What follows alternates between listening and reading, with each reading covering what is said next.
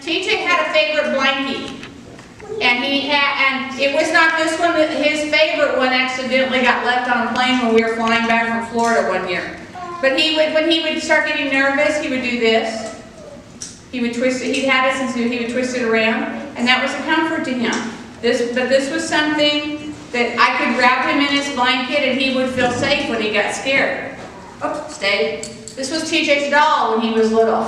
Somebody gave it to him before he was born, and he had it in his bassinet, probably for about, I don't know, bassinet or maybe a year or two. Then he just sat in his bed and all. But that's cuddly. It's soft and it's squishy and it's really cuddly. And then stuffed animals. How many of you girls like stuffed animals? Yes, I do too. How many of you boys like stuffed animals? No. Hey, Bryson should be ready to nothing wrong with that. I like. And you know what? If you give a girl a stuffed animal, she will really like you. Just saying. And these are things that bring you comfort when you're afraid. How many of you, maybe you don't now, but you did when you were younger, had a favorite toy or a favorite blankie or something you hey, nothing wrong with that. Nothing wrong with that at all. But you have something that keeps you warm and keeps you safe. I know when TJ, I remember when he was in the first grade, that was the year they started, I don't know how they do it now, but they started the computer test where the tests were online for you all. For reading and all. And TJ got very nervous. He could do it, he just didn't like seeing that clock ticking away, you know, on the computer, because it had the countdown clock going.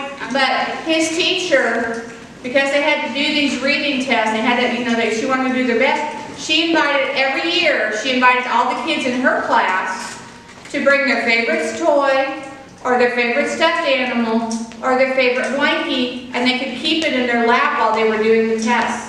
And so they could be doing the test with one hand and holding on to their favorite. And it always made the kids feel better, and the kids in her class always did better on their tests. But these things are things that bring us comfort, right? And they make you go to sleep too. Yes. Who said that they make you go to sleep too? That's right. You're right, Joyce. It makes it easier to go to sleep at night if you have your favorite blankie or your favorite stuff. Kids, I'll be really honest. When I'm chilly at night, I love to curl up with my favorite quilt. I have a quilt that my mom made me before she made Tim and I for our wedding gift. And I love that quilt. That poor quilt is now almost 28 years old. And it's starting to show a little wear and tear. And I'm like, oh, no, take it out of my quilt. Because I just love it. You know, it's just that comforting, makes you feel good. What is something else that gives us comfort and strength? The Bible. Does the Bible talk about fear? Yes. Hayden, you're saying yes? Do you think it does talk about fear? A lot. The Bible says, do not be afraid, do not fear, do not have... Trust in the Lord over and over and over and over. It talks about God. And today we're going to talk about men. We're going to talk about fear and how to get rid of it. But once he learned he didn't have to be afraid of the dragon. What was his dragon's name? Toothless. Very good. When he realized he didn't have to be afraid of Toothless and they could be friends and they could work together, it made it a lot easier, right? But Hiccup had a kind of a hard time convincing the other Vikings that was right, didn't he? He had kind of a hard time convincing the other Vikings that he was right. Now there are a lot of things in this world that make us afraid. You all just named a whole bunch of them, and I'm with you on most of them. Kids, I'll be honest, I'm 56 years old. I don't sleep in a totally dark room. I always have a little light on. Yeah, I got used to that when TJ was a baby, so I could get to him if he started crying, because his room was across the hall from Tim and I.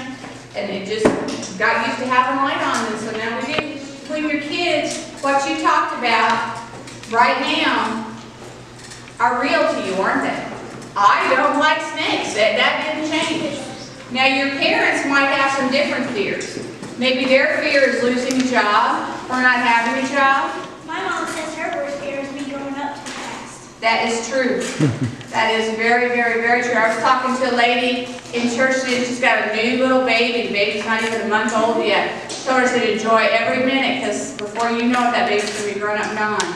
She said, oh, how many babies do you have? I said, I have one, and my baby's 23 now, and it breaks my heart.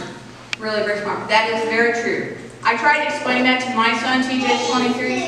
I said, he should be like 8 or 9 in mommy years, and he doesn't understand that. But parents' fears are different, but it doesn't mean they don't have them. Maybe they worry about not having enough money.